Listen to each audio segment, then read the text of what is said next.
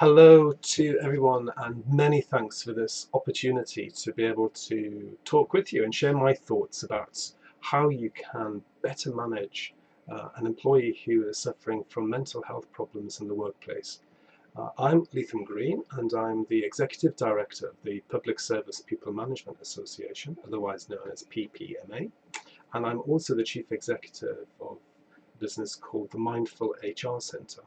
And the Mindful HR Centre was established in 2018, and it came about from following an experience that I had myself, a mental health breakdown in 2016. Something that I was never expecting. This kind of stuff happens to other people, doesn't it? It doesn't happen to you, and it's not something that you're able to talk about very easily. But for me, it was a traumatic experience. It brought my career to, a halt. It brought my life to a halt and pushed me right to that brink of a very dark space. But here I am in 2020 with a very positive story and message to share with you. And so the ideas that I've got with you today are based very much upon my lived experience. And that's the whole premise from which I kind of go out into the business world to actually push forward this idea through the Mindful HR Centre and the writings and blogs that I post about the importance of having love, kindness and compassion in the workplace. And these concepts of love, kindness and compassion are areas that you will find very often silent in your standard HR OD policy, practice and procedure. And yet, when you would be saying what's the obvious thing to do when you're experiencing this kind of task of sitting in front of somebody who is troubled by mental health problems, it's the need to extend that sense of kindness and compassion to them, because often that is the key thing that will provide the biggest amount of help and support to them. And often this is quite evident when you kind of think about if your starting position is, what does good mental health look like?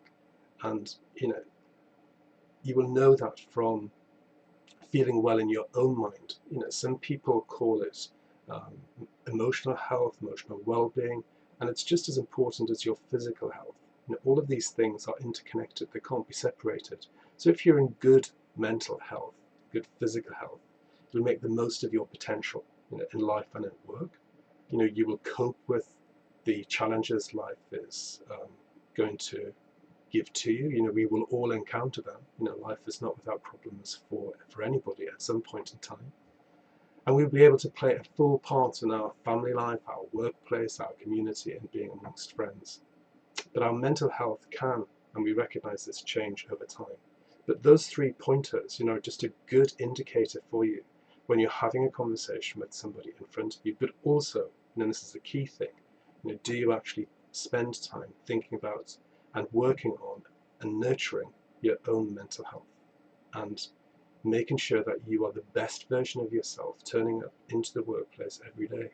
And when sitting down having conversations either with an individual or thinking about what can we do to support a community of people in your workplace suffering from mental health issues, this starting point is paramount. This is what we're trying to create. Individual employees, people, a community of human beings who can cope with life's challenges, give their best every day they're coming into work, thrive and flourish, and enjoying life to the full each and every day. Now, if you're not starting from a position of kindness for yourself, i.e. making sure that you look after your own mental health problems, understanding the challenges you face in your own work and life more generally, empathizing or caring for yourself, taking wise actions to help yourself.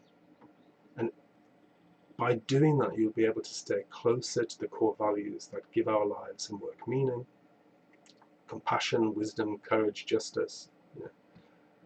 We are able to have a deeper and more authentic and more productive interaction with those with whom we work and lead. So if that is important to you, you're likely to have a very different conversation with the person sitting in front of you. And that is really crucial and essential. changing the way that we think, feel and act about the subject is hugely important. You know, currently, I still feel there's too much of a transactional approach to addressing and dealing with mental health issues. And until you've experienced something, your ability to connect with it in a different way is really quite difficult. So what is it that's in your head when you're looking at the person in front of you in terms of how you want that person to feel? So starting to change the narrative and the dialogue in your own head in order to help them change the narrative and dialogue in terms of what does this person sitting in front of me think about me in the way that I'm approaching this conversation. Hugely challenging and difficult things, but as often I will say with people, it's the obvious things that you need to do which will help you to be more mindful and drive a better outcome for the person that you're trying to support and help. So here are the three things, the three tips that I'm giving to you that I believe will make the biggest difference to the employee, the person, the human who is sitting in front of you. Yeah. So the first is about being positive. So focusing on what that person can do rather than what they can't do. And often, I hear conversations with people who I might be helping or organizations, and they'll be focused on the fact that this individual can no longer do X, Y, and Z. And yet there might be a huge range of things that they are able to do currently. And providing that the employee, the human, the person, is being given appropriate support, the rest of these tasks will come back in time. You've got to be able to give them that sense of optimism for the future, that optimism for today, for tomorrow. Hugely important. So be positive, as I said, and focus on what can be done and where you will be going together. The second thing is working together, involving the person in finding solutions as far as possible, rather than imposing things onto that person. And also encouraging, helping and nudging them. Because often you might say, well, what is it that you want? And of course, I'm sitting in front of you thinking, well, don't you know? Don't you realize? So being more, probing with your questions in a very caring way, in a very kind way, in a very compassionate way.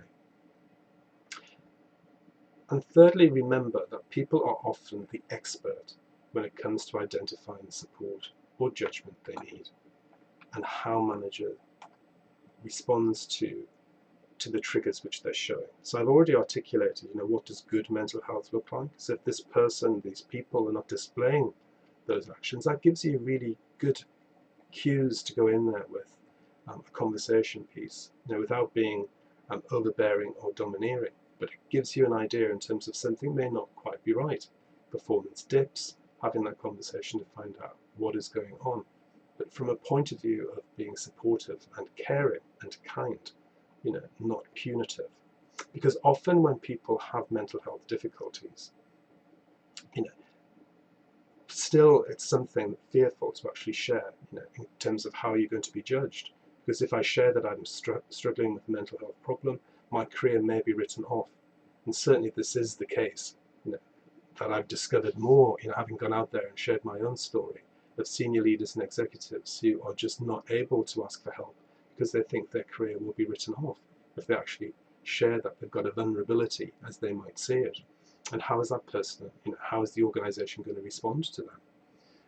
And then you start to convince yourself that it's all in my head, so therefore just, pull yourself together and try and get on with stuff. You won't be taken seriously if I share this. Or what they're experiencing is out of the ordinary. So you as the manager, you as the compassionate vehicle to enable this person to be able to share openly is where the secret of a better engagement, a better management of a relationship sits and rests. So those are the three things, my three tips. Be positive in your conversation and dialogue, work together with the person in front of you or the community of people that you might be seeking to respond to, and remember that people, once they actually feel that sense of psychological safety, will be able to know what's best for them to get them in a better place and looking for the support to enable to help them get there.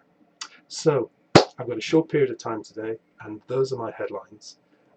Anything that you've got in terms of questions, don't hesitate to get in touch, and I'll be thrilled to be able to share more of my thoughts and ideas about making this world a better place for everybody, so that we can all, regardless of our experience of living with mental health conditions, can thrive and flourish and live fully our lives each and every day.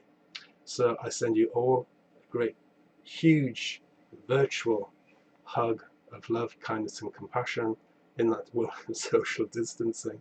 And I hope to see you all again soon. And yeah, you take care, everybody. And once again, thank you so much for the opportunity of speaking with you.